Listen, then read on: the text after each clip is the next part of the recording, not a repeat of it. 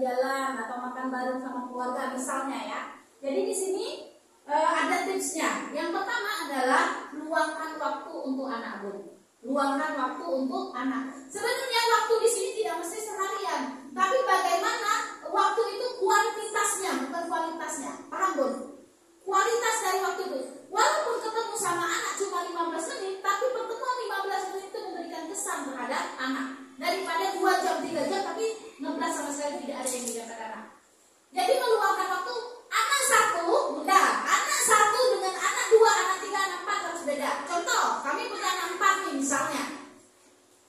Kami harus ngatur waktu untuk anak pertama itu kapan, anak kedua itu kapan, anak ketiga itu kapan, anak keempat kapan.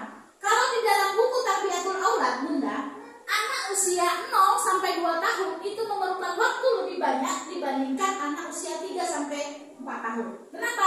Karena kalau 0 sampai 2 tahun dia masih banyak, masih nyusu, masih interaksinya dengan uminya itu masih banyak. Beda dengan anak kita yang umur 3 sampai 4 tahun. Jadi kita harus atur waktu kapan kita ketemu dengan anak yang ini. Jadi jangan sekaligus, kalau sekaligus capek sendiri, Bunda. Maksudnya ada banyak Ustadz Mutamimullah ya yang punya anak 12 orang anak ya, yang semuanya habis Quran. Itu seperti apa dia? Dia pintar. Walaupun dia anggota dewan gitu, istrinya juga sama, tapi Masya Allah berhasil dalam mendidik anak-anak. Kenapa? Tadi bukan kuantitasnya, tapi kualitas.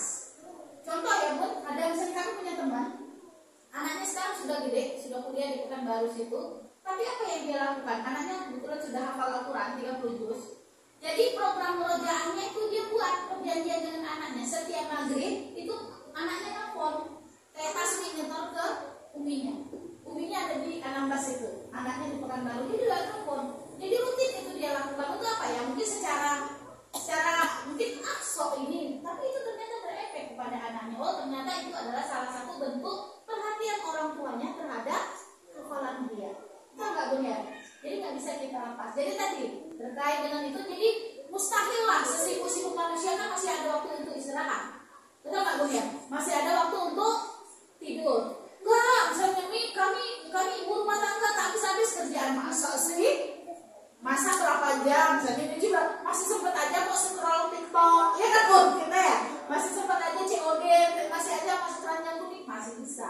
Jadi ketika kita memang ini, makanya kita juga harus punya timing, bisa mengatur waktu. Oh, jam misalnya tadi kami bilang anak kita 3, anak 4, sama kita pengalaman kita ketika kita menikah, Bu. Ketika kita sama suami aja nak bangun siang pun tak masalah, betul atau tidak? Ketika punya anak 1 yang harus bangunnya misalnya jam 4:30, ketika anak 2 nggak bisa lagi 4:30, naik lagi misalnya jadi jam 4. Jangan ada istilah orang dulu, anaknya tidur, maknya ikut. Ya kan, kalau yang kecil. Jadi kita harus punya pintar-pintar mengatur waktu kita, kapan kita nyuci, kapan kita ini. Jadi biar semuanya itu jalan. Kemudian yang kedua, bunda-bunda semua, kita harus bersikap positif. Kenapa? Karena tadi anak itu akan mencontoh apa yang kita lakukan. Coba kalau bunda nggak percaya, bunda misalnya makan berdiri, misalnya nih kita sudah terbiasa makan berdiri, misalnya atau satu jalan, ya. Ditegur anak kita, ketika anak kita misalnya melakukan, Kak, kok makan berdiri? Misalnya, bunda aja makan berdiri. Pernah nggak digituin sama anak kita? Pernah nggak, Bu? Kenapa? Karena anak tadi langsung mencontoh. Jadi tadi kami bilang kita itu role modelnya apapun yang, bahkan mohon maaf, kalau anak perempuan ini lebih cepat mencontoh dibandingkan anak laki-laki. Anak perempuan itu secara psikologi lebih matangnya lebih cepat dibandingkan anak laki-laki. Coba kita perhatikan, yang umur 2 tahun 3 tahun kita bebedah lipstik aja dia praktekkan juga dia. Dia kan punya cepat. Kalau anak perempuan lebih cepat, makanya kita harus hati-hati. Makanya di dalam Islam itu jadi kalau sudah dia umur 7 tahun itu kan kayak punya anak laki, punya anak perempuan kan harus dipisahkan tempat tidurnya. Kemudian kita misalnya seorang ibu kalau dia masih bayi nggak masalah pakaian kita, mohon maaf nggak boleh lagi kita yang pakai seksi-seksi. Kenapa? Karena dia juga akan menjadi, makanya harus lebih hati-hati lagi. Kemudian yang ketiga, tips yang ketiga, bunda, jadilah contoh yang baik. Kita berusaha, walaupun yang mungkin kita tidak sempurna, tapi kita berusaha di depan anak kita untuk menjadi contoh yang baik. Jangan suka marah, jangan suka berteriak-teriak dan misalnya dari dapur anaknya di depan, datangin anaknya.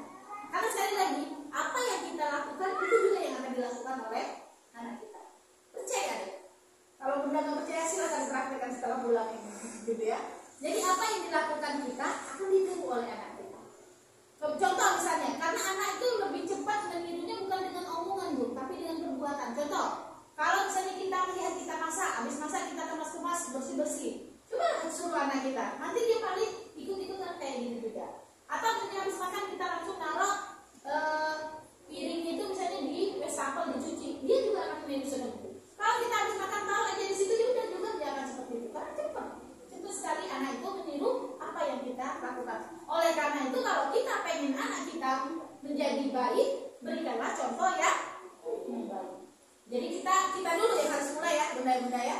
Kita dulu yang harus memulai contoh yang baik-baik tersebut. Kemudian dukung anak dengan penuh kasih sayang. Kalau anaknya satu, mungkin udah kali dua ya sudah ada ya. Jangan dibedakan kasih sayangnya. Kalau kasih sayang kita punya anak pertama 100% perhatiannya. Tapi sudah kalau anak dua udah tuh mulai terbagi. Suka marah-marah misalnya atau lebih dominan, lebih sayang ke adiknya atau seperti apa. Ini hati-hati. Jadi dukung anak dengan penuh kasih sayang. Kan ada 3 kondisi ya. Ketika kita lagi marah itu anak sedang makan, anak sedang apa ya? Yang kita tidak boleh marah. Kalau misalnya dia lagi makan, jangan gini, jangan selesaikan dulu dia marah. Kemudian kita juga sebagai orang tua bisa kita tahu karakter anak kita. Oh, kalau misalnya anak kita dia lagi ngambek, misalnya ada tipikal yang langsung biarkan aja dulu dia ngambek. Setelah itu baru kita rangkul. Ada yang ketika dia ngambek itu harus kita langsung peluk, misalnya gitu ya Bu ya. Ada yang misalnya anak kita ngambek dia ngoceh-ngoceh gitu, habis itu di situlah celah kita masuk. Jadi yang paham itu siapa? Kita sebagai orang tuanya. Kan nggak mungkin uminya atau neneknya kan. Pasti yang lebih banyak tahu tentang anak itu adalah orang tuanya. Jadi silakan dikondisikan seperti apa. Jangan sampai, dan yang paling pantang mudah-mudahan kadang kita ini jangan suka membanding-bandingkan anak antara anak yang satu dengan anak yang lain. Anak yang Allah berikan kepada kita itu adalah amanah, dan setiap anak itu pasti punya kekurangan dan punya kelebihan yang tidak sama. Walaupun dia keluar dari rahim kita, rahim yang satu, ya 5 misalnya keluar dari rahim kita, 5 itu punya karakter yang berbeda-beda dan penanganannya juga berbeda. Jangan dibanding-bandingkan. Adik ini nggak kayak kakak, coba tuh kakak cerdas gini. Nah, kita aja dibandingkan sakit, apalagi anak-anak kita. Makanya itu ya. Nah, makanya kita sebagai orang tua, bunda-bunda semua, ini adalah berat ya menjadi orang tua. Tapi tidak berat karena pahala kita juga akan, pahala kita yang sudah dijanjikan oleh Allah itu kan besar juga ketika kita berhasil mendidik anak-anak kita menjadi anak yang soleh dan soleha. Nah, jadi mulai sekarang kita berusaha. Bukan berarti kami menyampaikan kami lebih baik dan tidak. Anak kami di mana, kaminya di mana pun gitu kan. Berbeda ini gitu. Berbeda rumah gitu kan. Nah, tapi kita berusaha gitu. Berusaha menjadi kuat terbaik bagi kita karena kita tidak tidak ingin anak kita ketika kami ingatkan, ketika kita tidak ada, kita tidak ingin anak kita menjadi beban bagi orang lain. Kita ingin anak kita ada dan tidak ada kita itu adalah bermanfaat untuk orang-orang di sekitarnya, bukan menjadi beban, bukan menjadi buah bibir yang tidak baik. Nah, oleh karena itu kita mulai dari siapa pun? Dari kita. Bisa? Insya Allah ya, pelan-pelan ya. Walaupun tadi perubahan itu tidak harus, kan tidak semudah membalikkan telapak tangan ya. Kita bukan Doraemon yang punya mesin waktu, yang ketika minta Koreani langsung jadi gitu kan. Butuh sesuatu itu butuh proses. Oleh karena itu kita bersama-sama memperbaiki diri kita yang selama ini mungkin ada silap dan salah yang kita lakukan kepada anak-anak kita. Ya kita perbaiki, pelan-pelan kita perbaiki, dan ke depan kita berusaha untuk menjadi qudwah terbaik untuk anak-anak kita. Setidaknya apa gambarannya Bun? Kalau kita berhasil menjadi kita berhasil menjadi role model atau menjadi contoh bagi anak kita, apa hasilnya? Contoh misalnya, nanti kalau kakak punya suami atau istri pengen yang kayak seperti Umi, atau misalnya kalau yang abi, ayah, bapak. Berarti kita sudah berhasil untuk mendidik anak didik kita. Paham maksudnya? Kan nggak mungkin bisa nanti kami kalau sudah besar mau misalnya ketika ini pengen jadi umi kayak uminya Abu Korim, kan lucu kali ya nanya siapa gitu, coba orang lain.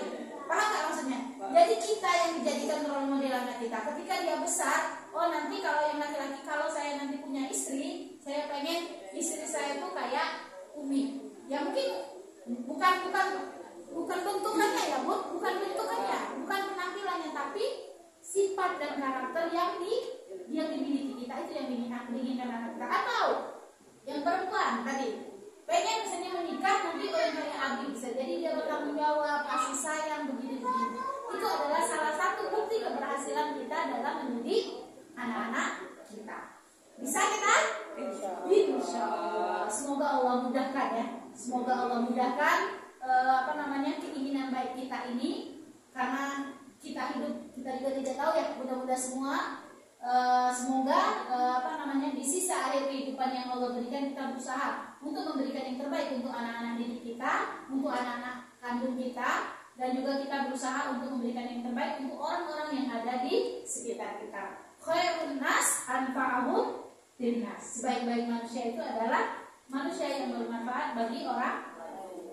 Aku qouli hadza, mungkin itu bunda-bunda semua yang bisa kami sampaikan. Sekali lagi materi ini khusus untuk kami secara pribadi dan mudah-mudahan juga bermanfaat untuk bunda-bunda semuanya. Insya Allah tidak dalam rangka menggurui, karena mungkin ada yang lebih daripada kami ilmunya. Tapi yang benar datang semuanya dari Allah Subhanahu Wa Taala. Yang salah dan hilaf datang dari diri kami pribadi. Mohon